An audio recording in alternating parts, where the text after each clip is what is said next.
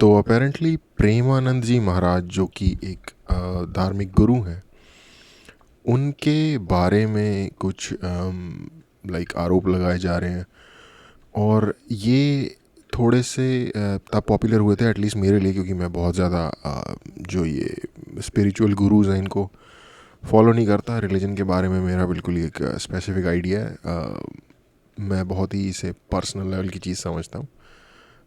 Hinduism में गुरु का एक कॉन्सेप्ट है, बट आई थिंक वो एक डिफरेंट टाइम का डिफरेंट पैराडाइम के अंदर है।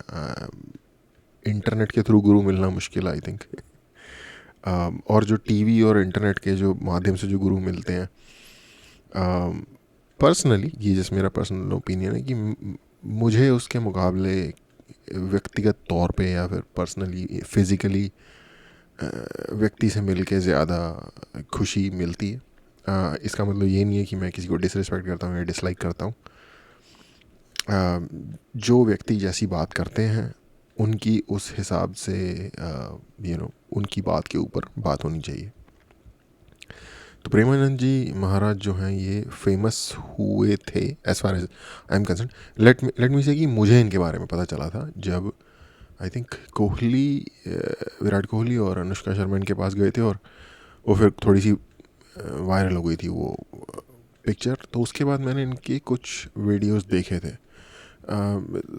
जो मैं गैदर कर पाया उससे मुझे इतना समझ में आया कि ये लाइक जो भी धार्मिक पथ पे चलते हैं इनके भी डिफरेंट डिफरेंट तरीके होते हैं। हिंदुज़म में उपासना के different different let's say flavours हैं। उसमें से एक होता है भक्ति मोड या भक्ति योगा जिसे कहते हैं। और ये उस जैसा कि मैं समझ पाया, मैंने किसी से कहीं पढ़ा नहीं है, ये मेरी अपनी रीडिंग है, तो अगर मैं गलत भी हो सकता हूँ। तो ये भक्ति वाले मोड के ऊपर श्री कृष्ण के भक्त हैं ये शायद। क्योंकि इसका भी एक है, कुछ लोग होते हैं जिन्होंने शिव जी को के उपासक बने होते हैं, कुछ देवी के उपासक होते हैं, कुछ कृष्ण के होते हैं, कुछ राम के होते हैं। तो ये कृष्ण भगवान के उपासक हैं, जैसा कि मैं जितना कि मैंने देखा। और अगेन ये सब बात 7-8 एटलीस्ट महीने पहले की बात है, तो थोड़ा वक्त हो गया, तो थोड़ा हो सकता है मेरी याददाश्त भी धुंधली हो। तो बट जितना मैंने गैदर किया कि काफ़ी रिस्पेक्टेड हैं। जैसे कई सारे बाबा होते हैं जो थोड़े से लेट्स से उनकी छवि थोड़ी विवादित होती है, तो इनके साथ पर ऐसा कोई सीन नहीं है। मैंने पर्सनली कभी किसी को इनके बारे में कोई भी बुरा शब्द कहते हुए नहीं सुना। इनफैक्ट इन कई वो ग्रुप जिनसे आप एक्सपेक्ट करोगे हिंदुज़म की बुराई कर रहे होंगे, उस ग्रुप से भी काफ़ी लोग मैंने इनके बारे में अच्छा ही बोलते हुए सुने। तो थोड़ी सी मुझे हैरानी हुई जब मुझे लगा कि इनके ऊपर भी कोई कंट्रोवर्सी बन गई है। तो उस पर एक श्वेताब की वीडियो है, वो वीडियो देखते हैं। मुझे एक्चुअली थोड़ा सा सोशल मीडिया से मैं थोड़ा सा दूर रहा हूँ पिछले कुछ दिनों में फॉर डिफरेंट रीजंस। और जब थोड़ा बहुत ध्यान दिया भी, तो जो अभी यूएसए और इंडिया के बीच में एक टिट टैट चल रहा है, या फिर लेट्स से यूएसए की तरफ से ही चल रहा है, इंडिया ने तो अभी तक कोई खास उसका जवाब नहीं दिया है डिफेंस के मुकाबले में। उन्होंने सिर्फ ये कहा कि ठीक है ये भी तो ख़रीदते हैं, ये देखो ये भी ये ख़रीदते हैं, ये भी ये ख़रीदते हैं। ठीक है, नपातुला आई वुड से कि कंट्रोल्ड जवाब है, और आई वुड से कि सही जवाब है। अगर आपको गुस्सा आता है सामने वाली पार्टी की हरकतों की वजह से, तो इसका मतलब ये नहीं है कि आप अनकंट्रोल्ड हो जाओ। रिस्ट्रेंड और बैलेंस्ड जवाब देना हमेशा ही लॉन्ग टर्म में, स्पेसिफिकली कंट्री के लेवल पे सही चीज़ रहती है। क्योंकि जब ये सब ओवर हो जाएगा मोमेंटरी सिचुएशन, तब बाद में ये भी देखा जाता है कि किसने क्या हरकतें की थी कैसे माहौल में। एनीवे वो एक टोटली डिफरेंट डिस्कशन है। अब श्वेताब की जो वीडियो है इसके ऊपर वो देखते हैं। और आप कौन होते हैं डिसाइड करने वाले कि वो कौन सी उम्र में शादी करनी चाहिए और कौन सी उम्र में नहीं। जहाँ कथा होनी थी सृष्टि की, वहाँ चर्चा हो रही है लड़कियों के चरित्र की। जहाँ धर्म समझाया जाना था, वहाँ महिलाओं पर लांछन लगाए जा रहे हैं। To hide 3 lakh crore SSC exam. To भाई 3 lakh crore SSC scam. I think एक टीचर हैं, उन्होंने कहा है कि मैं आने वाले टाइम में ये रिवील करूंगा विद फैक्ट्स कि एक्चुअल में ये जो भी है कुल मिला के समथिंग 3 लाख करोड़ का स्कैम है। मैं म्यूजिक प्ले नहीं करना चाहता क्योंकि कॉपीराइट आ जाएगी। जिसको पता है टीचर्स को। ओके, मैंने हल्का फुल्का कहीं पढ़ा था शायद कि आई डोंट नो यार, एक्स पे देखा था या कहाँ देखा था कि कुछ ऐसे, टू बी ऑनेस्ट मुझे नहीं पता एसएससी के बारे में। मुझे इतना पता है कि वो एक एग्ज़ाम होता है जिसके थ्रू सरकारी जॉब लगती है, आई गेस मिडिल लेवल की, आई एम नॉट श्योर। ठीक है, staff selection commission, I think ये इसकी फुल फॉर्म है। बट मुझे डिटेल में इसके बारे में कुछ भी नहीं पता सिर्फ इसके अलावा कि इससे सरकारी जॉब लगती है, मिड टीयर की, लाइक नॉट पियून लेवल की और नॉट ऑफिसर लेवल की, लाइक बीच के लेवल की। और हो सकता है ये भी, इस पे मेरी कोई भी जानकारी आप पे आप मत सुनो, आपको शायद ज़्यादा ही पता होगा मेरे से। बट एनीवे, तो ये एक एग्ज़ाम होता है जो सरकारी भर्ती के लिए किया जाता है, जिसके ऊपर कुछ पेपर लीक या कुछ मसला हुआ, जिसके ऊपर कुछ लाइक स्टूडेंट्स के ऊपर थोड़ा सा लाइक आई गेस अत्याचार हो गया था सरकार के द्वारा। ये मैंने सुना था आई थिंक 2 या 3 दिन पहले। लेकिन अगेन इंडिया में पेपर लीक और उसके ऊपर बवाल तो आपको हर महीने में मिल जाएंगे, लेकिन मुझे लगता है ये थोड़ा ज़्यादा बड़ा हो गया, क्योंकि अगेन इसका टाइटल भी क्या है, media is attacking Premanand ji to distract from SSC. Okay, तो ये क्लेम है इस वीडियो का, आई एम गेसिंग, ये शताब नहीं कह रहा, ये क्लेम है इस वीडियो का, एसएससी प्रोटेस्ट से डिस्ट्रैक्ट करने के लिए प्रेमानंद जी महाराज का के ऊपर अटैक करवा रहे हैं मीडिया के द्वारा। आई गेस ये कौन करवाएगा, सरकार करवा रही है, लेट्स सी। गजब तरह से पीटा गया है, बस में कम से कम 4 घंटे घुमाया। थोड़ा पीछे। जिसको पता है टीचर्स को गजब तरह से पीटा गया है, बस में कम से कम 4 घंटे घुमाया गया है। पुलिस ने टीचर्स को थोड़ा और पीछे चल लेते हैं भाई, क्या सीन है भाई। गजब तरह से पीटा गया है, बस में कम से कम 4 घंटे घुमाया गया है। पुलिस ने बेरहमी से स्क्वॉश जिसको पता है टीचर्स को गजब तरह से पीटा गया है, बस में कम से कम 4 घंटे घुमाया गया है। पुलिस ने बेरहमी से स्क्वॉश किया है। टीचर्स, स्टूडेंट्स, इनकी राइट्स का उल्लंघन हुआ है। लोग अपनी स्टोरीज शेयर किए जा रहे हैं कि भाई किसी को राजस्थान में कोई बैठा है, उसको आया है, टीचर को मारा गया है। तो टीचर बनने की भर्ती होती है एसएससी में या क्या सीन है? बस में घुमाया गया, 4 घंटे पीटा गया, ठीक है। सेंटर अंडमान एंड निकोबार का लास्ट सेकंड में इंसान ने जो सेंटर था, लास्ट मोमेंट में जब वो पहुंच गया, उसका सेंटर चेंज कर दिया गया। तो बेसिकली उसको आया है सेंटर अंडमान। स्टोरीज शेयर किए जा रहे हैं कि भाई किसी को राजस्थान में कोई बैठा है, उसको आया है सेंटर अंडमान एंड निकोबार का last.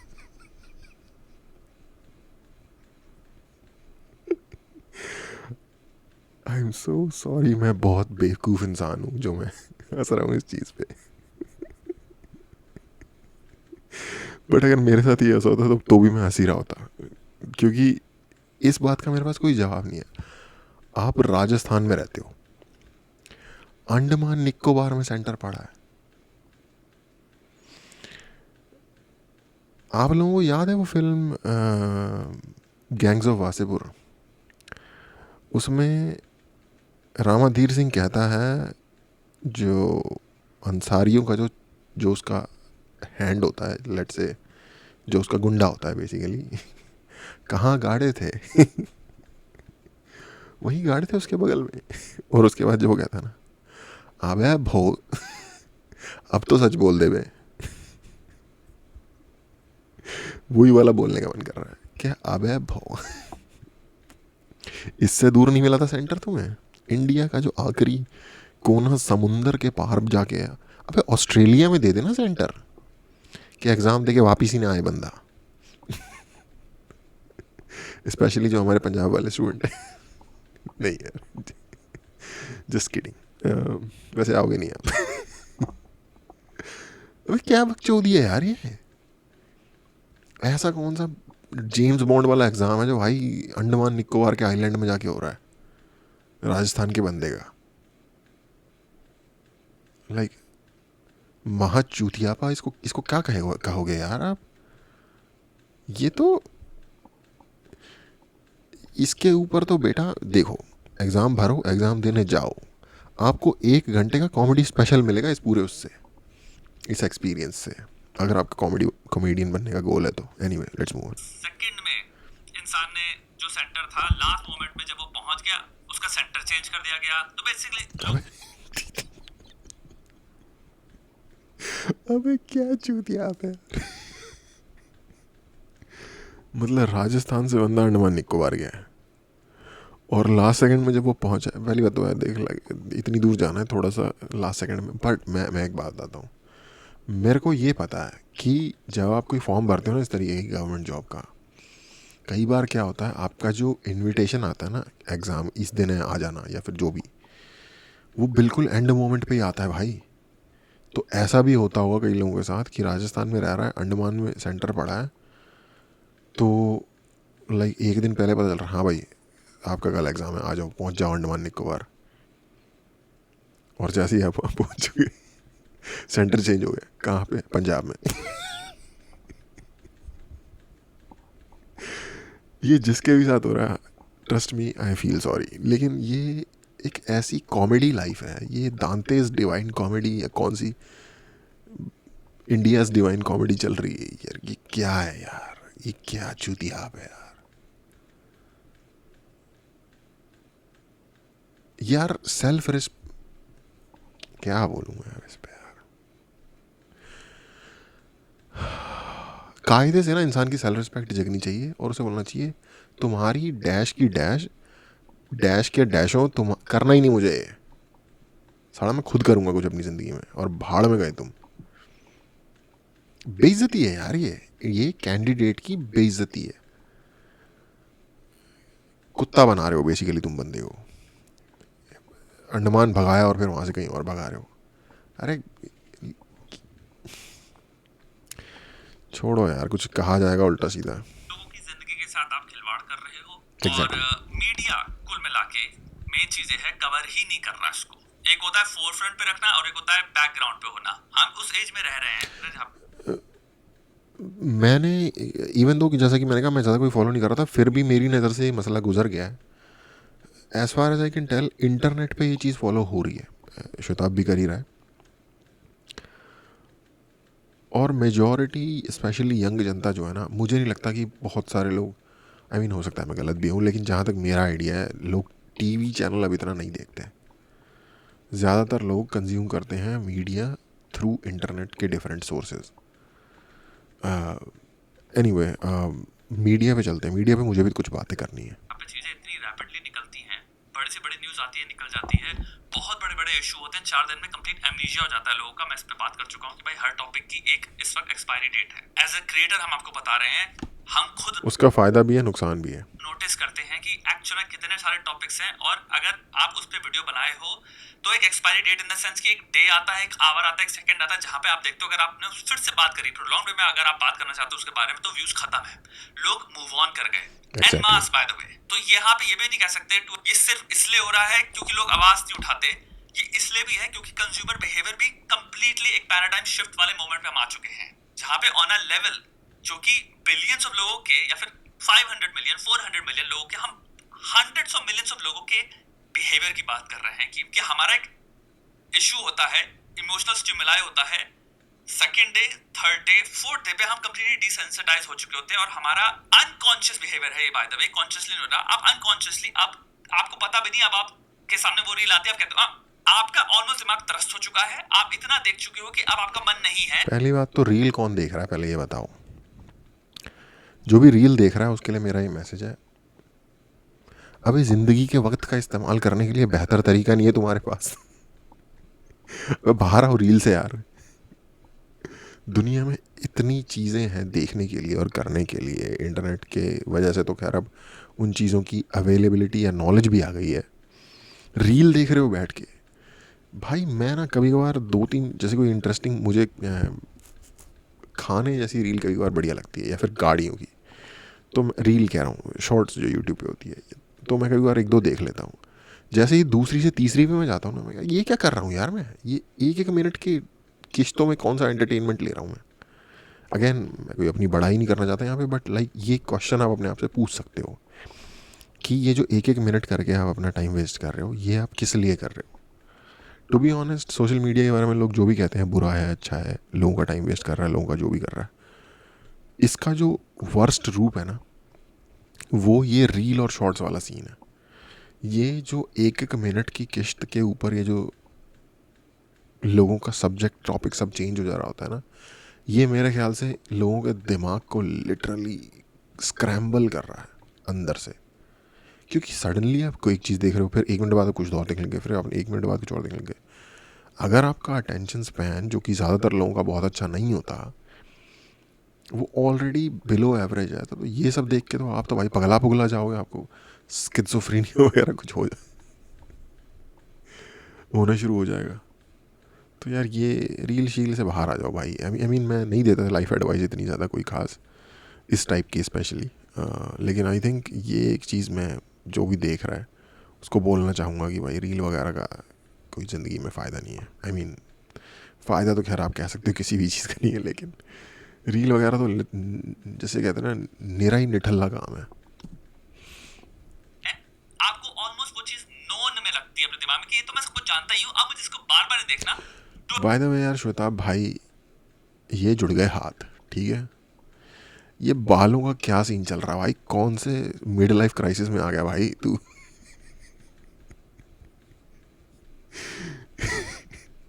And I am nobody to say anything about here by the way, क्योंकि मेरा खुद का ही बेड़ा गर्क है। लेकिन श्वेताब भाई क्या कर रहा है भाई? ये देखा नहीं जा रहा मुझसे। तो ग्रेट डिग्री ये भी हो सकती है क्योंकि वो आपको स्ट्रेस प्रदान करता है, तो आप स्ट्रेस रिड्यूस करने के लिए उसको हटा दे रहे हो। मुझे स्ट्रेस नहीं चाहिए। एक तरफ है कि कोई जस्टिस आएगा, जस्टिस आएगा, कॉम्प्लेक्स इन्फॉर्मेशन प्रोसेस करना। यस 4 दिन हो गए, आपको पता है कोई जस्टिस नहीं आ रहा, आपको पुराने बहुत सारे इंसिडेंट से भी एक लेट्स से नॉलेज डेवलप हो गई आपके दिमाग में कि इन इश्यूज पे या फिर मोस्ट इश्यूज पे जस्टिस नहीं मिलता।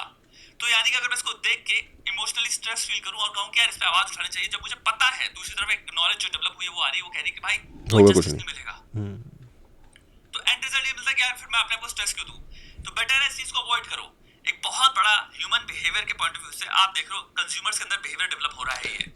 ये वो चीज़ नहीं है। ये नहीं है कि मैं स्ट्रेस नहीं झेल पा रहा या मैं बुरी खबर नहीं ले पा रहा।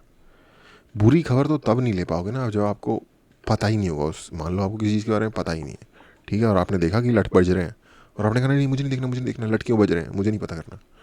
वो एक अलग चीज़ होती है।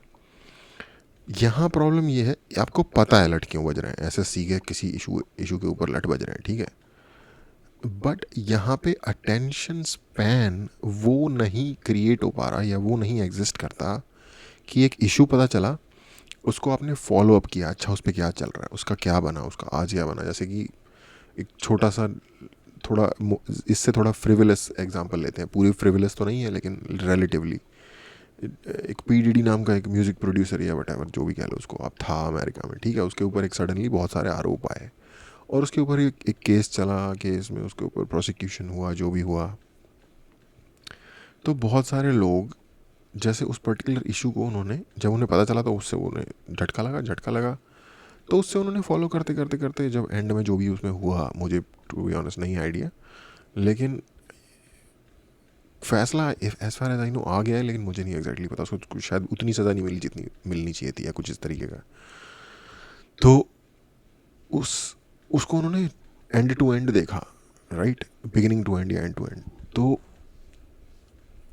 उस तरीके का जो एक इशू है और उस इशू में डेली बेसिस पे क्या हो रहा है वो फॉलो करने के लिए जो मेंटल बैंडविड्थ एक होती थी, वो स्पेशली मुझे लगता है, और अगेन मैं यंग जनरेशन को ब्लेम करने के लिए नहीं कह रहा, ये जस्ट उनके सर्कमस्टेंसेस का इफेक्ट है कि उसको जो फॉलो करने के लिए जो बैंडविड्थ चाहिए वो नहीं अवेलेबल हो पा रही है बिकॉज ऑफ ये जो कल्चर है रील और शॉर्ट्स और इन चीज़ों का।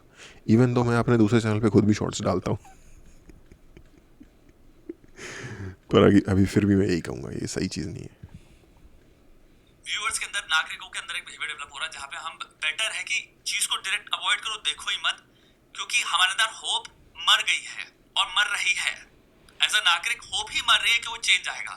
सिविक सेंस में सेम चीज अप्लाई होती है। आप इतने ज्यादा करोड़ वीडियोस देख चुके हो भाई साहब, लेह लद्दाख का कूड़ा, यमुना के किनारे का कूड़ा, फरीदाबाद में वेजिटेबल वेंडर्स का कूड़ा कूड़ा कूड़ा कूड़ा कूड़ा, नैनीताल कूड़ा कूड़ा कूड़ा कूड़ा कूड़ा, टूरिस्ट साइट्स भाई कूड़ा महसूस करवा रहा है भाई तो एक ही बार कूड़ा बोल दे भाई, क्या हो गया है? की हम बात कर रहे हैं, खूबसूरत नेचर, कूड़ा कूड़ा कूड़ा कूड़ा कूड़ा, प्लास्टिक बोतल बाहर डाली उठा के, नॉर्थ ईस्ट से कोई वीडियो शेयर कर रहा है, कूड़ा कूड़ा कूड़ा कूड़ा कूड़ा कूड़ा। अबे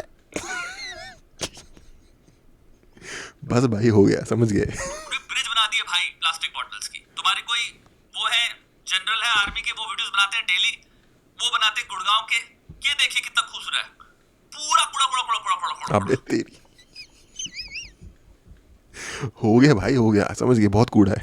अब मुझे बताओ कितनी बार हम सेम बात करेंगे, कितनी बार हम सेम बात करेंगे? ये चीज बहुत क्रूशियल है सोचने के लिए, क्योंकि हमारे सोचने पे इम्पैक्ट करती है। और आपको बताऊं मैं एक बात, मोस्ट ह्यूमन बिहेवियर अनकॉन्शियस होता है।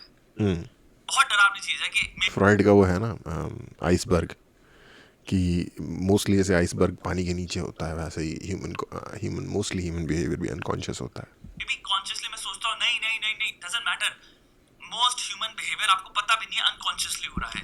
यानी कि अगर मैं त्रस्त हो रहा हूँ ना और स्ट्रेस चीज डेवलप कर रही है, तो मुझे पता भी नहीं है, मैंने स्किप करना स्टार्ट कर दिया है। अब वो ऑटोमेटिक बिहेवियर है, क्योंकि एक टाइम बाद अगर रेजोल्यूशन नहीं मिला किसी भी इश्यू को, तो मेरा दिमाग किसी ना किसी तरह से उसको रिजॉल्व करेगा। मेरा दिमाग फिर उसके पास एक ही ऑप्शन बचता है, इसको अवॉइड करो। अवॉइड करो यार, मैं अपना दिमाग क्यों सड़ाऊं? क्योंकि भाई मुझे अपने आप को भी जिंदा रखना है। एक चीज समझो, हमारी बहुत बड़ी नीड है, हमारी सबसे बड़ी नीड है कि मुझको जिंदा रखना है अपने आप को। मुझको अपने आप को जिंदा रखने के लिए मैं क्या करूंगा भाई?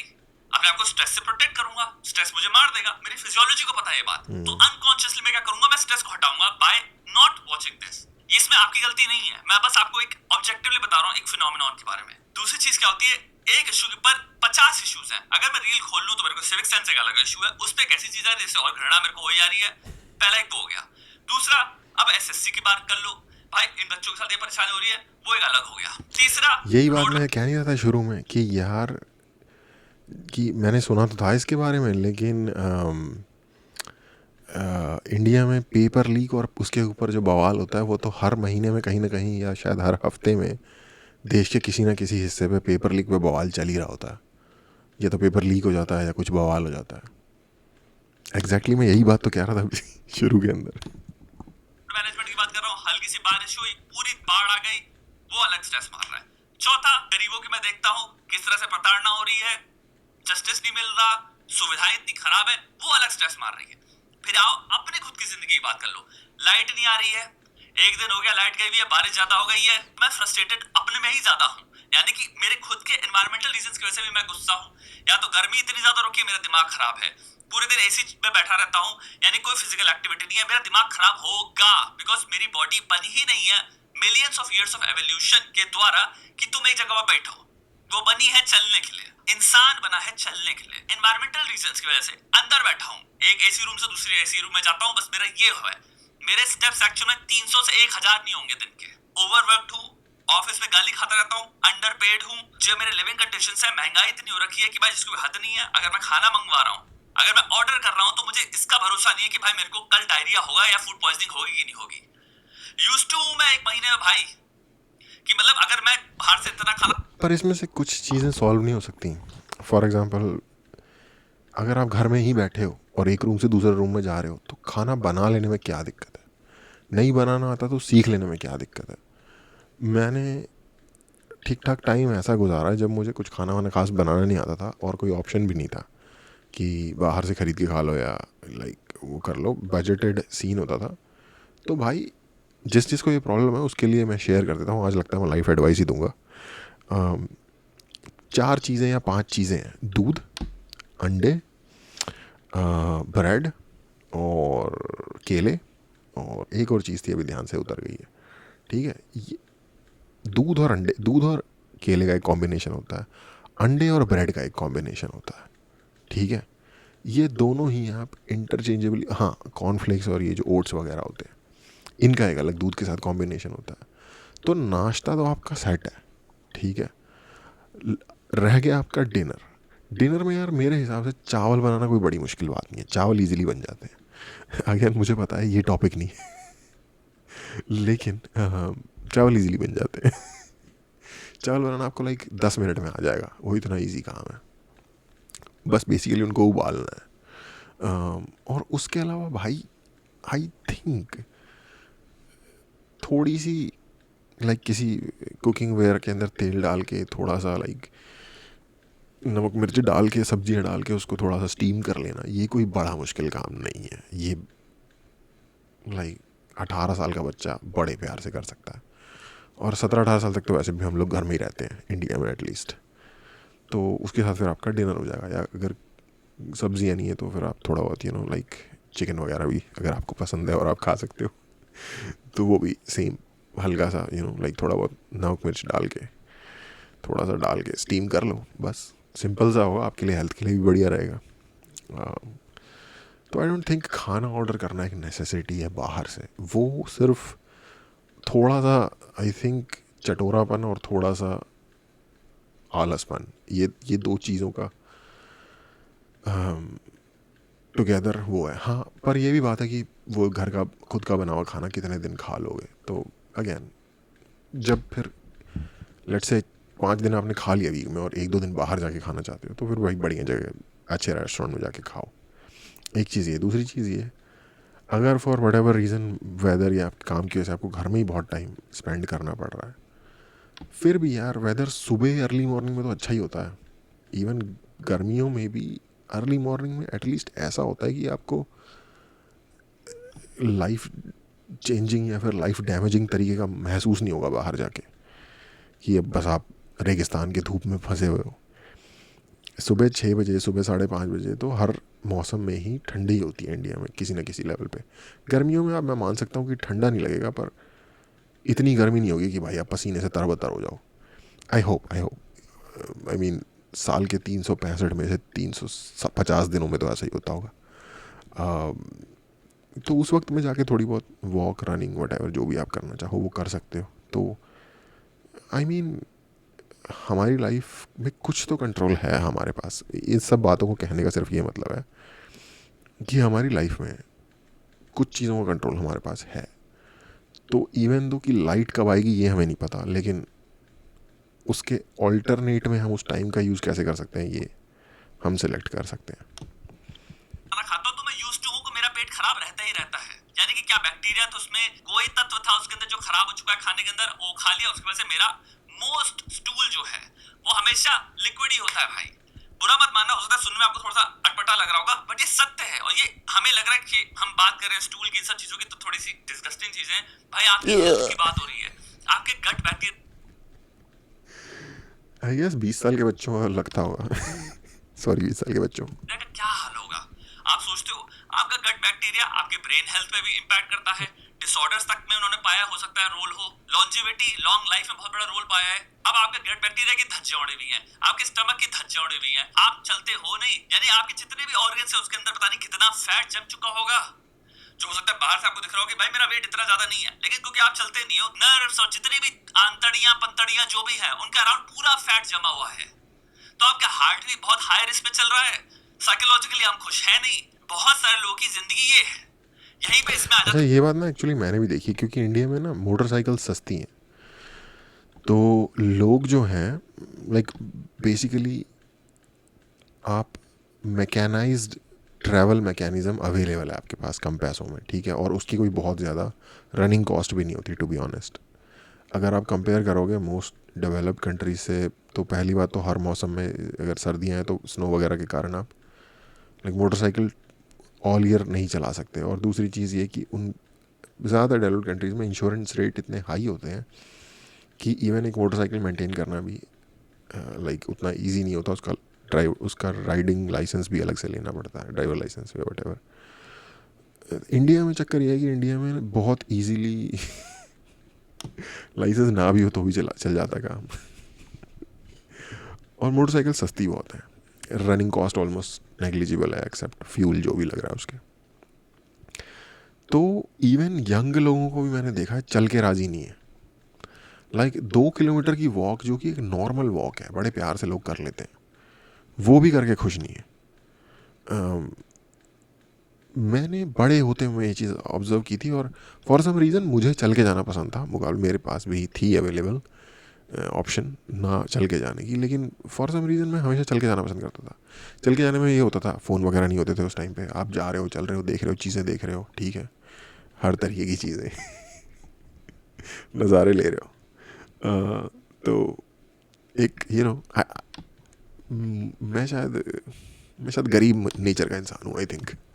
बहुत सारे स्टूडेंट्स, बहुत सत्य बात है भाई, जो इतनी कठोर कंडीशन में पढ़ाई कर रहे अच्छा हैं, बाय द वे बहुत सारे लड़कों को ये भी लगता है कि अगर वो चल के जाएंगे तो उनकी बेइज्जती हो जाएगी, रिस्पेक्ट गिर जाएगी। और उनको पढ़ाई करनी होगी एग्जाम की डेट तो भाई मोदी सुन रहे कि तुम्हारे लाइट आ रही थी कि नहीं आ रही थी, गर्मी कितनी है, तुम्हारा कमरा कितना छोटा है, तुम्हारी नींद कैसी है, तुम्हारी नींद पर्याप्त है कि नहीं है, तो अब टाइम है चलने का नहीं चलने का, तो खाना जो खा रहे हो वो बहुत हेल्थी खाना है कि नहीं है। अब इतनी सारी बकवास मेरी करने के बाद, जिसमें काफी कुछ सत्य भी है, आदमी पास कहाँ ताकत है कि अब मैं आंदोलन में भी पार्ट करूं, क्रांति में भी पार्ट करूं, इवन दो इम्पैक्ट वो जेन्युइनली बोलूं तो मेरे परिवार में या मुझको डायरेक्टली ही कर रहा है। हम बात कर रहे हैं जब नहीं आई थिंक डायरेक्ट वाले तो पहुंच जाते हैं भाई। अब जो लोग जो इतने सारे हज़ारों की तादाद में स्टूडेंट प्रोटेस्ट कर रहे हैं जो इन वीडियोस में दिख रहा था, ये कौन होंगे? वही लोग होंगे ना जो ये इस एग्ज़ाम के लिए प्रिपेयर कर रहे होंगे या इस भर्ती में घुसने की कोशिश कर रहे होंगे। तो आई गेस जो तो इस टाइप की कैटेगरी में आते हैं, जो इस टाइप का कुछ भी कर रहे हैं प्रिपरेशन, वो तो पहुंच जाएंगे यार। उनके तो बल्कि रिश्तेदार भी पहुंच जाएंगे, क्योंकि आई थिंक हमारे देश में एक प्रॉब्लम यह है कि आई गेस मैंने बात की हुई है इस बारे में, फ़ायदा नहीं है बोलने का दोबारा से, लेकिन लोगों की उम्मीदें लगी होती हैं कि सरकारी जॉब मिल जाए और वहीं से देखो जैसे जंक्शन नहीं होता रेलवे का जहाँ रेल पहुँचती है और फिर वहाँ से कई तरफ के रास्ते निकलते हैं रेल के, ठीक है, वैसे सरकारी नौकरी मिलने का जो लाइफ में पॉइंट है ना वो जंक्शन है। वहाँ पे फिर बहुत सारी और चीज़ों के जंक्शन निकलेंगे। वहाँ से फिर वो अगर लड़का या लड़की जो भी है तो शादी करने का सोचेंगे, घर लेने का सोचेंगे, आगे फैमिली बनाने का सोचेंगे, 36 तरीके की और चीज़ें वहाँ से शुरू होने के ऊपर डिपेंड है। और ऑफ कोर्स लाइक लाइफ का जो कैरियर का जो भी है, सरकारी जॉब का कैरियर जो है वो वहाँ से शुरू होगा। तो बड़ा कुछ डिपेंड करता होता है बड़े ह्यूज नंबर ऑफ लोगों के लिए इन इन इन नौकरी के जो एग्ज़ाम होते हैं इनके ऊपर। हम देश के यूथ के साथ खिलवाड़ करते हैं तो हम बात कर रहे हैं कुल मिला के देश के 20 साल 30 साल के आगे के जो डेवलपमेंट के जितने भी मार्कर्स होंगे उनके मार्कर्स के साथ हम खिलवाड़ कर रहे हैं। कौन चलाएगा वो देश? ये सिस्टम जो हम आज बैठा रहे हैं वो जो आउटकम प्रोड्यूस करेगा उसी का तो रिजल्ट दिखेगा ना 30 साल में 20 साल में। अगर आज सिस्टम हिला हुआ है, सिस्टमैटिक चीजें चली नहीं रही, तो 20 साल बाद भी तो वही रहेंगी ना, यानी सिस्टम हिला ही रहेगा ना। अब उसके बाद उम्मीद पे आते हैं, ये रिस्पॉन्सिबिलिटी जो आवाज डायरेक्ट कोरिलेशन समझ में नहीं आया, लेकिन हाँ ये है कि ओके थोड़ा सा स्टेप बैक करते हैं। जिस सिस्टम के भाई हिलने की बात कर रहे हैं, हम एग्ज़ाम्स की बात कर रहे हैं बाय द वे इस टाइम पे, कि एग्ज़ाम्स एफिशिएंटली क्यों नहीं कंडक्ट हो रहे। क्या है एफिशिएंसी में दिक्कत? एक जो मैंने सुना है, बहुत भाई भी कह रहा था अभी कि राजस्थान वाले का अंडमान में पड़ गया सेंटर, तो एक सेंटर के डिस्टेंस मतलब सेंटर्स मेंटेन करना according to the location of the student या फिर एप्लीकेंट, ये नहीं हो पा रहा, ठीक है, एक चीज़। दूसरी चीज़ क्या नहीं हो पा रही, एग्ज़ाम की जो इंटेग्रिटी है, जो एग्ज़ाम है वो लीक हो जाता है, वो मेंटेन नहीं हो पा रहा। अब क्या ये ऐसी चीज़ें हैं जिनका दुनिया में सोल्यूशन नहीं है? नहीं, दुनिया में ऐसे ऐसे एग्ज़ाम होते हैं, आप लोगों ने सुना होगा टॉयफेल या आईएल्ट्स के एग्ज़ाम होते हैं जो कि कैम्ब्रिज यूनिवर्सिटी या एक अमेरिकन कोई अमेरिकन कह रहा हूँ, ऑस्ट्रेलियन कोई आई थिंक आईडीपी या कुछ नाम है, इस टाइप के इंस्टीट्यूशंस हैं, ये सब मिल के करवाते हैं पूरी दुनिया में, इंडिया में नहीं, पूरी दुनिया में। पूरी दुनिया के जिस शहर में भी आप रहते हो, अगर वो बिल्कुल ही छोटा सा 400-500 लोगों का कस्बा नहीं है, तो मतलब 1-2 लाख लोगों का भी शहर है, तो वहाँ पे एक आधा सेंटर तो होता ही है इनका। तो इन्होंने सेंटर मेंटेन किए हुए पूरी दुनिया में। और मुझे आई गेस मेरे पास नंबर नहीं है सामने में, ना मैंने चेक किया है, लेकिन मैं बैट करने के लिए तैयार हूँ इस बात पे कि जितने लोगों का for example let's say IELTS, जितने लोगों का आईएल्ट्स टेस्ट लेता होगा ना, एसएससी उतने बच्चों का टेस्ट नहीं लेता होगा हर साल, जो कैंडिडेट होगा, एप्लीकेंट का नंबर होगा। तो आईएल्ट्स वालों का दायरा भी बहुत बड़ा है, यानी कि पूरी दुनिया, उनका नंबर ऑफ़ स्टूडेंट्स भी ज़्यादा है, उनके एग्ज़ाम भी I think much more frequently होते हैं, क्योंकि हर सिर्फ दिल्ली शहर में ही आईएल्ट्स एग्ज़ाम के लिए हर महीने में आई थिंक एटलीस्ट 4-5 डेट्स तो अवेलेबल होंगी। आप सोच लो पूरे इंडिया के हर शहर की सारी डेट्स, मतलब शायद कोई ऐसा दिन नहीं जाता होगा जब आईएल्ट्स का एग्ज़ाम ना होता हो, इंडिया की अगर बात की जाए तो यानी कि कॉम्प्लेक्स सिस्टम्स इस तरीके के डेवलप्ड ऑलरेडी हैं जो एग्ज़ाम कंडक्ट कराने के लिए both in terms of proximity from the applicant और in terms of integrity of the exam available है। और इन एग्ज़ाम्स की इंटेग्रिटी इतनी स्ट्रॉन्ग है कि डेवलप्ड कंट्रीज़ की गवर्नमेंट्स इन्हें एज अ प्रूफ लेती हैं, as a proof of language proficiency. तो जो भी अच्छा हाँ, मुझे एक और बात याद आई एसएससी के में इसी में ही मैंने ये भी पढ़ा था कि पहले ये टीसीएस टाटा कंसल्टेंसी सर्विसेज को इन्होंने आउटसोर्स किया हुआ था। यही गवर्नमेंट के इस डिपार्टमेंट ने, जो भी हायरिंग का डिपार्टमेंट है, एसएससी जो देखता है, कमीशन होगा शायद कोई, इन्होंने टीसीएस को ही आउटसोर्स किया हुआ था एज ए वेंडर। उसके बाद इन्होंने टीसीएस को लेके शायद पता नहीं किसी और वेंडर को दे दिया, नया या पुराना कोई वेंडर था जिसका कुछ रिकॉर्ड भी था आई थिंक, और वहाँ जाके ये भंड हुआ है काम। तो वो भी मैं एक एस्पेक्ट देख रहा था कि इन्होंने वेंडर भी चेंज किया। बाय द वे जो आइल्स होते हैं इनके भी वेंडर्स होते हैं पूरी दुनिया में। तो जब इतना सिस्टम्स अवेलेबल है, इतना सब कुछ अवेलेबल है, जब टीसीएस के थ्रू से काम ठीक से चल रहा था, तो ये टेक्नोलॉजी या अवेलेबिलिटी या कॉम्पिटेंस की प्रॉब्लम नहीं है। ये लाइक लॉजिकल ऑर्डर फॉलो कर रहे हैं हम इस टाइम, रीजनिंग फॉलो कर रहे हैं हम इस टाइम, क्योंकि जो काम है ना वो तो होता है पूरी दुनिया में, कोई ऐसी चीज़ नहीं है जो होती नहीं है। यही लोग कर रहे हैं और इसलिए गलती हो जा रही है इनसे बार बार, क्योंकि पहली बार कर रहे हैं दुनिया में ये लोग ये चीज़। तो इसके प्रेसिडेंसीज अवेलेबल हैं और ये केपेबल हैं, इनके पास रिसोर्सेज हैं। ये जो कांड है ना ये किया गया है जानबूझ के। अब इसमें क्या घोटाला होगा अब आप ये देख लो कि एक व्यक्ति की पूरी ज़िंदगी डिपेंड अगर इस पर कर रही है। तो हम सब ने सुना हुआ है कि पैसे दे के लोग भर्ती हो जाते हैं जॉब्स के अंदर सरकार में। अब जहाँ बात आती है लाइक हज़ारों स्टूडेंट्स की, तो कितना बड़ा अमाउंट इन्वॉल्व होगा इस तरीके की चीज़ों में, ये like one can only imagine. तो ये कोई ऐसा नहीं है अरे गलती से हो गया, अरे हम फिगर आउट नहीं कर पा रहे, मैनेजमेंट का चैलेंज है ना भाई, ये तो कांड है। अब किसी ना किसी ने तो ये कांड किया है।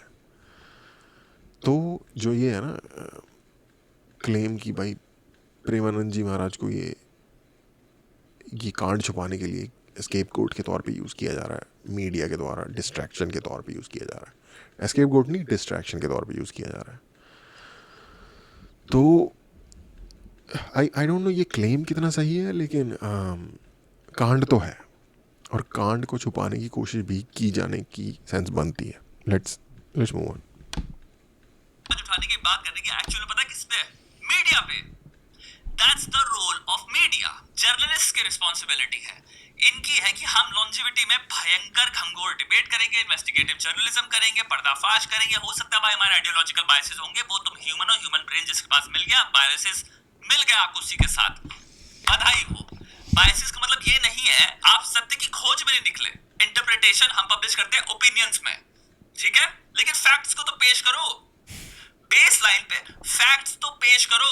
You are entitled to your opinion, you are not entitled to your facts. Facts objective होने चाहिए। क्या हुआ, अगर इस सिंपल केस की बात कर लो, क्या हुआ है बच्चों के साथ, जितने भी एपिसोड्स हैं उनको तो जितनी ज्यादा ताकत से ऑल राउंड आप चला के पेश कर सकते हो, आपको करना चाहिए। मीडिया के पास तो और ताकत होती है और अंदर जाके कॉजेशन ढूंढने की चीजों की। सिस्टम लेवल फेलियर कहां हुए हैं एक आम नागरिक नहीं जान सकता। मैं कोई भी हो, किसी की कैपेसिटी ही नहीं है जानने की। मे भी कुछ लोग जिनके पास इनसाइडर इन्फॉर्मेशन है, इनसाइडर कॉन्टैक्ट्स है, उनको कुछ चीजें पता होंगी सेकंड हैंड सोर्सेज से, फर्स्ट हैंड सोर्सेज से। बट भाई एक आम नागरिक, स्टूडेंट्स, यूट्यूबर्स, इन सब की बात कर लो जिनका बड़ा खोपड़ी में चढ़ाते जैसे कि ये लोग बात कर लेंगे तो बहुत कुछ जाएगा। भाई आपको आइडिया नहीं हमारे हाथ कितने बंदित हैं, आइडिया ही नहीं है आपको। एंड इंडिया में इस वक्त हम ऐसी जगह पे खड़े हैं जहां पे मोस्ट मीडिया हाउसेस सिंपल आपको पेश ही नहीं कर रहे हैं। मेरी बात समझ रहे हो कि मैं नहीं कह रहा रिप्रेजेंट नहीं कर रहे आपकी फाइट नहीं लड़ रहे। देखो यार, मैंने ये बहुत 36 बार ये बात पहले भी की हुई है। जब मैंने पॉलिटिकल साइंस की पहली बुक उठाई थी ना बैचलर्स में, तो पॉलिटिकल साइंस 101 पहले कोर्स का पहला चैप्टर यही था कि मीडिया जो होता है ना, पहला ज्ञान उसमें ये था कि भाई पॉलिटिकल साइंस को बोरिंग मत समझो, इस पे तुम इसमें अगर इन्वॉल्व नहीं भी हो ना तो ये तुम में इन्वॉल्व है। पॉलिटिक्स एक ऐसी चीज़ है, तुम मेरे को थोड़ी सी मेरी आंखें खुली थी उस टाइम पे, हालांकि मैं 18 साल का ही था, तो लॉजिकली तो मुझे बात समझ आ गई। एनीवे, दूसरी चीज़ मुझे बताई थी कि मीडिया कभी भी अनबायस नहीं हो सकता, क्योंकि मीडिया के फंड सोर्स कहीं ना कहीं से आते हैं, और वो जो सोर्स है ना, वो या तो गवर्नमेंट होता है या गवर्नमेंट के किसी ना किसी तरीके का साइड पे होता है, राइट। जितने भी बिजनेसेस हैं, मान लो रिलायंस ले लो फॉर एग्जांपल, ठीक है, एक खबर जो चल रही है बड़े लेवल की देश में, उसका रिलायंस पे किसी ना किसी लेवल का तो फ़र्क पड़ेगा, जैसे कि एक बड़े लेवल की खबर है, तो कोई मीडिया हाउस अगर बहुत ज़्यादा डिपेंडेंट है ना रिलायंस पे, तो वो कभी भी उस खबर को उस तरीके से नहीं दिखाएगा जिससे कि डायरेक्टली रिलायंस को नुकसान हो। एक एग्जांपल के तौर पे बता रहा हूँ, कोई ऐसा रियल है नहीं, ऐसा मैं नहीं कह रहा, लेकिन इस तरीके से मीडिया कभी भी पूरी तरीके से अनबायस्ड हो ही नहीं सकता अनटिल सब्सक्रिप्शन बेस्ड मॉडल हो मीडिया का, जो कि ऑलमोस्ट नॉन एग्जिस्टेंट है। I don't know any media house या कुछ भी जो कि सब्सक्रिप्शन बेस्ड मॉडल पे एग्जिस्ट करता हो, ऐसा कुछ भी मुझे मीडिया के बारे, एक भी मुझे मीडिया के इंस्टीट्यूशन के बारे में नहीं पता जो एड्स नहीं लेता, जो किसी न किसी तरीके से अपनी फंडिंग इन सोर्सेज के थ्रू पूरी नहीं करता। अब आ जाते हैं इंडिया के मीडिया के बारे में, TV media, TV channel, TV news channels के बारे में।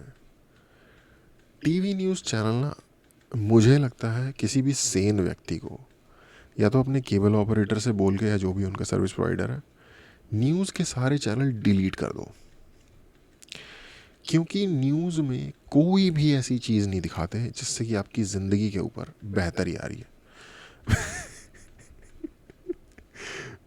एक मूवी थी डाई हार्ड 4 ब्रूस विलिस की, उसमें एक कैरेक्टर होता है जो basically Bruce Willis main character है, बट उसके बाद में जो सेकेंडरी कैरेक्टर है वो वही बंदा होता है। पूरी मूवी की स्टोरी उस व्यक्ति की लाइफ सेव करने के ऊपर है। तो उस व्यक्ति का डायलॉग होता है कि न्यूज़ ज़िंदगी मत देखना भाई, न्यूज़ तो तुम्हें खुद काटने के लिए होती है। और उस वक्त तो मुझे बड़ा मजाकिया डायलॉग लगा था, लेकिन आज के टाइम पे स्पेशली इंडिया जैसी और भी कंट्रीज कह सकते हो आप, उसमें न्यूज़ की कोई मेन स्ट्रीम मीडिया, MSM काफ़ी फेमस भी हो रखा है ये टर्म, ये क्या करता है, ये सिर्फ और सिर्फ आप बैठ के इसे देखो, इसके लिए ये अपने माँ बाप को बेचने के लिए तैयार है। अर्नब गोस्वामी जो कि एक डिसेंट जर्नलिस्ट हुआ करता था, डिसेंट इंटरव्यू लेने वाला व्यक्ति हुआ करता था, टोटली एक क्षेत्र में बायस में जाके घुस गया और उस चक्कर में उसने अपना चैनल भी बना लिया, सब कुछ कर लिया। अब राइट विंग की बुराई कर दी है तो लेफ्ट विंग की भी कर देता हूँ। कौन है वो? रवीश कुमार। रवीश क्या हो, ठीक से हो, जैसे उसका करते नहीं है कॉपी। वो एक डिसेंट जर्नलिस्ट हुआ करता था हिंदी पत्रकारिता का, लिटरली लाइक जर्नलिज्म छोड़ के पता नहीं कौन सा चूतियाब करना उसने शुरू कर दिया। ठीक है, ये मैं बैलेंस करने के लिए बोल रहा, ये दो व्यक्तियों का नाम सबसे पहले दिमाग में आता है, ठीक है, कि जो मतलब अपने काम को छोड़ के टोटली अपनी पर्सनल ओपिनियन और अपना फ़ायदा पैसे का जहाँ हो रहा था उस जगह पे, जहाँ उनकी ऑडियंस ने इनको खींचा उस जगह पे पुल होते हुए चले गए। अपना जो जर्नलिस्टिक अथॉरिटी थी इन्होंने, जिसे मतलब मैं वर्ड यूज़ नहीं करना चाहता, लेकिन इन्होंने RD वाला काम किया है बिल्कुल। इन्होंने अपने एथिक्स बेच दिए, इन्होंने अपनी जर्नलिस्टिक अथॉरिटी सब बेच दी। ये इन्होंने और इनके जैसे जितने भी जर्नलिस्ट, राजदीप सरदेसाई, ये सारे के सारे, ठीक है। क्यों? क्योंकि इनको लगा कि इस ऑडियंस को, ये अपनी वेवलेंथ पे ऑडियंस को लाने की बजाय ये ऑडियंस की वेवलेंथ पे चले गए, टोटली बायस्ड।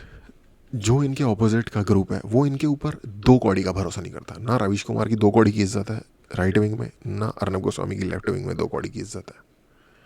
तो ये कोई जर्नलिस्ट ना हुए भाई। और यही है मीडिया आज के टाइम का पूरा। ये अगर आप राइट विंग हो, like BJP supporter, RSS supporter हो, तो ये आपके लिए लेकर आएंगे उन लेट से स्पीकर्स को जिनकी बातों से आपको सबसे ज़्यादा लाइक क्या बकवास कर रहा है ये वाली फीलिंग आएगी। और अगर आप लेफ्ट विंग के सपोर्टर हो तो ये राइट से वैसे वाले बंदों को लेके आएंगे और फिर ये उन दोनों को लाके आपस में लड़वाएंगे। और फिर वहाँ पे होंगी गाली गलौज, तेरी ऐसी की तैसी तो तेरी वैसी की वैसी। ये थिएटर्स हैं भाई, ये सस्ता थिएटर है जो कि ये मीडिया हाउसेस बन गए हैं। इससे आते हैं इनको टीआरपी, उससे मिलते हैं इनको ऐड। दूसरी तरफ ये जुड़े हुए हैं भाई गवर्नमेंट से या बड़ी बड़ी प्राइवेट कंपनीज से या सपोर्टर्स से या एनजीओ सब से, ठीक है। जो आपको सरकार के अगेंस्ट दिखते हैं वो किसी न किसी एनजीओ से कहीं से फंडिंग ले रहे होंगे, जो आपको सरकार के साथ दिखते हैं वो सरकार से फंडिंग ले रहे होंगे, और हो सकता है जो आपको सरकार के अगेंस्ट दिखते हैं वो भी सरकार से ही फंडिंग ले रहे हो, क्योंकि एक इमेजिनरी एनिमी भी चाहिए होता है जिससे आप लड़ते हुए अपने आप को दिखा सको। क्योंकि अगर आप देखो तो बहुत सारा जो क्लियरली सरकार के अगेंस्ट चीज़ें हैं, फॉर एग्जाम्पल राहुल गांधी को देख लो, लीडर ऑफ ऑपोजिशन है ना। मुझे पर्सनली लगता है कि बीजेपी का स्टार प्रचारक वो ही है। ऐसा मजाक में कहा जाता है लेकिन सीरियस है, क्योंकि जो भी व्यक्ति थोड़ा सा भी नेशनलिस्ट होगा ना, वो राहुल गांधी को देख के कभी ज़िंदगी में कांग्रेस को वोट नहीं देगा। वो लिटरली हर देश की बेइज्जती करने का मौका नहीं छोड़ता वो व्यक्ति, ठीक है। मैं अपने आप को एक मॉडरेट नेशनलिस्ट मानता हूँ और मैं राहुल गांधी को कभी ज़िंदगी में वोट नहीं देता। उसके और भी वजह है, मैं उससे पहले भी वोट नहीं देता, लेकिन अब तो वो मुझे लिटरली एक माउथ पीस लगता है एनिमी का, जिस तरीके की वो बातें बोल रहा था। क्योंकि वो बातें एग्जैक्टली वो बोल रहा होता है जो आपको पाकिस्तानी ट्रोल्स बोलते हुए मिलेंगे, जो आपको चाइनीज़ ट्रोल्स बोलते हुए मिलेंगे, exactly word to word same. In fact कई बार तो ये ऐसी बातें बोलता है जिनको वो लोग उठा के और एम्पलीफाई करते हैं। तो मैं कैसे ऐसे व्यक्ति को प्राइम मिनिस्टर बनने के लिए वोट दे सकता हूँ? नहीं दे सकता भाई। या कोई भी और मेरी तरह जिसको इन बातों से दिक्कत है वो नहीं दे सकता। बट ये जो मीडिया है, अगेन ये तो डिफरेंट एक बात हो गई, लेकिन ये जो मीडिया है, इसको जिसको भी लग रहा है ना कि ये मीडिया इस टाइप्स की सोच वाला है, ये मीडिया से नहीं भाई। कोई जिसे कहते हैं मोरल या स्टैंड कोई नहीं है किसी का। सब ने अपना एक ऑडियंस कार्व आउट कर लिया है पब्लिक में से, ठीक है। रिपब्लिक भारत पे इसी एसएससी की अगर क्रिटिसिज्म, इस बेस के ऊपर गवर्नमेंट का क्रिटिसिज्म का 1-2 दिन लंबा सा प्रोग्राम चल गया ना, बहुत तगड़ा लूज़ कर जाएंगे, ठीक है। और सिमिलरली जो प्रो कांग्रेस चैनल्स हैं उनके ऊपर उनके जो हरकतें, जो उन्होंने ऑपरेशन सिंदूर के बारे में जिस तरीके की बातें की हैं, उनका क्रिटिसिज्म अगर चल गया तो सेम उनका भी यही हाल हो जाएगा। या उनके ऊपर अगर बात हो गई कि भाई माओवाद तुम इतने साल से क्यों नहीं ख़त्म कर पाए और बीजेपी ने क्यों अब उसको कंट्रोल कर लिया है, तो उनकी आगे से ऐसी तैसी हो जाएगी। उनका जो व्यूअर बेस है वही देखना हट जाएगा उनसे। तो ये जितने मीडिया हाउस चैनल्स वगैरह हैं, ये इनका काम है जो अवेयरनेस लाना जनता के अंदर, ये कहीं दूर दूर तक उसमें नहीं आ रही है। ये बायस है, वो बायस है, सबका बायस है, ओपिनियंस में निकलता है बायस। मैं कह रहा हूँ फैक्ट्स तो दो। अरे फैक्ट्स तो फैक्ट्स होते हैं ना। ये हुआ एक बच्चे के साथ, ये हुआ बहुत सारे बच्चों के साथ, ये हुआ। एग्जैक्टली न्यूज़ को वापस आना पड़ेगा रिपोर्टिंग के ऊपर। क्या होता था? रिपोर्टर होता था जो रिपोर्ट करता था और प्रेजेंटर होता था जो प्रेजेंट करता था। ओरिजिनल अगर आप न्यूज़ देखो, जब ये फुल टाइम न्यूज़ चैनल्स ना होते थे, आज तक एक दूरदर्शन पे आने वाला आधे घंटे का प्रोग्राम होता था, ठीक है। मैं बहुत छोटा रहूँगा उस टाइम पे, तब न्यूज़ चैनल आए ही नहीं थे। शायद मैं तीसरी या चौथी क्लास में रहूँगा। तो जो हुआ, आज की ताज़ा समाचार इस प्रकार हैं। आज यहाँ पे ये हुआ, उन्होंने इसको ये किया, वहाँ पे वो हुआ, कोई नहीं बता रहा। ये देखो लड़ाई चल रही है सबकी आपस में, ये सब नहीं हो रहा कुछ भी। न्यूज़ को उसी स्टेज पे वापस जाना पड़ेगा अगर सैनिटी लानी है। और जो एनालिसिस प्रोग्राम वगैरह होते हैं उनका भी एक तरीका है, एक शालीन तरीका है। अपनी अपनी फील्ड्स के पढ़े लिखे लोग आएँ और अपनी बात रखें, और अगर अलग अलग विचारधाराओं के भी, बाय द वे राइट के भी, लेफ्ट के भी, मिडिल के भी, और वो अपनी अपनी विचारधारा रखें किसी टॉपिक के ऊपर। उसका एक एनालिसिस का शो एक अलग होना चाहिए। पर उन सिंपलर टाइम्स में जाएंगे नहीं लोग। ये जब मैं छोटा होता था ना स्कूल के दिनों में, तो इंडिया टीवी में ऐसी चीज़ें आती थी, एलियन ने आके मुर्गे को अगवा कर लिया, या मुर्गे की लड़ाई की चल रही है, एक मुर्गे ने 36 मुर्गों को लड़ाई में हरा दिया। ऐसी न्यूज़ चल रही होती थी टीवी पे, और मैं सोचता था इसे कौन देखता होगा यार। अखबारों में ऐसा अखबार होता था पंजाब केसरी, जिसमें ऐसी ऐसी खबरें छपती थी। नाई की दुकान पे ना आपको पंजाब केसरी मिलता, जब हम बच्चे थे, क्योंकि उसमें ऐसी फ़ोटोज़ छपी होती थी एक्ट्रेसेस की स्कैंटिली क्लैड ड्रेस्ड। तो चाय की दुकान और अखबार की दुकान पे वैसी न्यूज़ से तो किसको मतलब है, एनालिसिस कोई नहीं पढ़ता, द हिंदू वहाँ पंजाब केसरी पढ़ते हैं लोग ये थे। तो वो पंजाब केसरीफिकेशन हो गया हर जगह का, ये लगा लो। हम आपको कंप्लीटली दूसरी स्टोरीज दिखाएंगे जो हो सकता है उससे भी ज्यादा रोमांचक हो ड्रामा में, टी में। तो हम एक Gossip. बहुत बड़ी पॉपुलेशन को बस दिन भर टी देते हैं, और सच बात क्या है भाई, एनी डे ब्रेन को टी बहुत इंफॉर्मेशन में बढ़िया लगती है, क्योंकि असल बात क्या है, टी की एवोल्यूशनरी पॉइंट ऑफ व्यू देखा जाए तो एक टाइम पे बहुत वैल्यू थी। जितनी ज्यादा आपके पास इंफॉर्मेशन हो उतनी ज्यादा आप बेटर डिसीजंस ले सकते हो, यानी कि इंफॉर्मेशन मिलना फर्क जिंदगी मौत का हो सकता है उससे।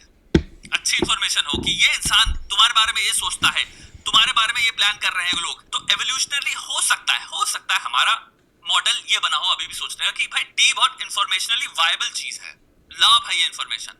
अब हुआ क्या है, ड्रामा, गॉसिप, रूमर, उंगली उठा लें, रियलिटी टीवी शो बेस्ड चीजें, रणबीर, समय रैना, टी तो बहुत टाइट थी, इसको आप डिनाई नहीं कर सकते। For the longest period of time चली भी, लंबा खींचा उसको। आज भी भाई, अभी समय तुम्हारा कहीं कोर्ट में गया था शायद, सुप्रीम में, क्यों खड़े हैं भाई जर्नलिस्ट बाहर, लाइक जो रिपोर्टर है वहां पे, तो आप सीरियसली देश में, सीरियसली यही मुद्दा बचा है। तो आप समय के ऑल्टरनेटिव नहीं है कुछ। 200 मीटर का रेडियस ड्रॉ करोगे तुमको 10 न्यूज स्टोरियां ना मिले, मेरा नाम बदल देना भाई, वहां पे रियल में क्वेश्चन हो जाएगा। बाहर के देशों में मीडिया हाउसेस में बायस है, बायस ह्यूमन नेचर में एग्जिस्ट करता है। अगर मीडिया हाउस स्टेट करता रहा कि भैया हम हैं लिबरल फॉर एग्जांपल, खत्म प्रॉब्लम। अब सोचो मैं, तुम्हें पता है जब ये ओपिनियंस देंगे तो उनका पॉइंट ऑफ व्यू एक्चुअल में bias toward liberal thinking. Similarly conservative जितने भी न्यूज़ मीडिया होंगे उन्हें पता है ये कंजर्वेटिव पॉइंट ऑफ व्यू से देखेंगे चीजों को। क्लियर है ना एटलीस्ट हो तो? अरे फैक्ट्स तो रिपोर्ट करो, जितने हद तक नहीं ऐसी बात नहीं है श्वेता यार, इतना सिंपल भी नहीं है। मैंने जितना क्लोजली स्पेशली अमेरिकन मीडिया या फिर कैनेडियन मीडिया को देखा है, जिस लेवल का गंद आपको इंडिया के मीडिया में दिखता है ना, कि मतलब एक साइड की जो बायस है वो दूसरी साइड जिस पॉइंट्स को उठा रहा है उससे रिलेटेड इन्फॉर्मेशन को एक्नॉलेज ही नहीं करते। मैं किसी ऐसी चीज़ की बात नहीं कर रहा कि जो लाइक ओपिनियन है, इंसिडेंट्स, फैक्ट्स, एक्सीडेंट्स, हैपनिंग्स, सिरे से उन्हें रिपोर्ट ही नहीं किया जाता, फैक्ट्स को बताया ही नहीं जाता, उन इंसिडेंट्स को ऐसे लाया ही नहीं जाता कि जैसे कि कुछ हुआ ही नहीं है। सेम कनाडा में तो बल्कि बहुत बुरा हाल है।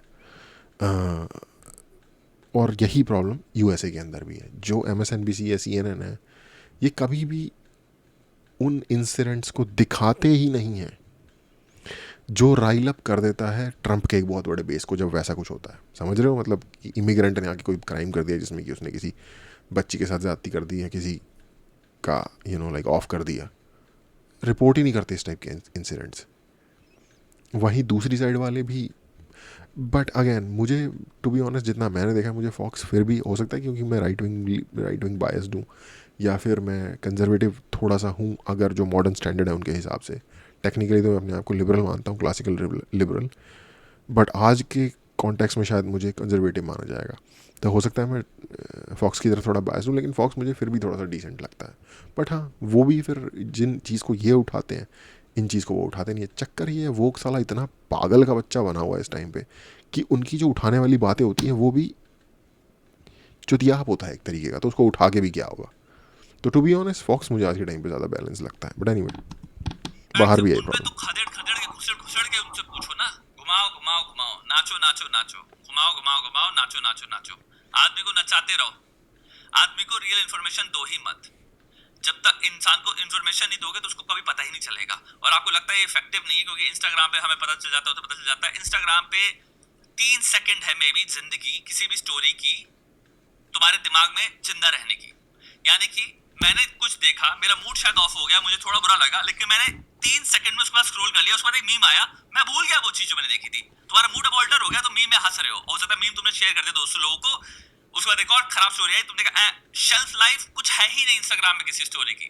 तो इंस्टाग्राम में तुम्हारा ब्रॉडर कैटेगराइजेशन ऑफ या फिर ब्रॉडर एपिस्टेमिक व्यू चेंज हो रहा है। यानी कि हो सकता है तुम जितनी रील्स देख रहे हो इंडिपेंडेंटली स्टोरीज तुम्हारे दिमाग में रजिस्टर नहीं हो रही, बट तुम्हारा एक व्यू पॉइंट बन रहा है। हो सकता है तुम पेसिमिस्टिक बन जा रहे हो, तुम और सिनिकल हो रहे हो इन जनरल। एक इन जनरल कैटेगोरिकली चीजों को देखने का नजरिया हो सकता है तुम्हारा इम्पैक्ट हो रहा है।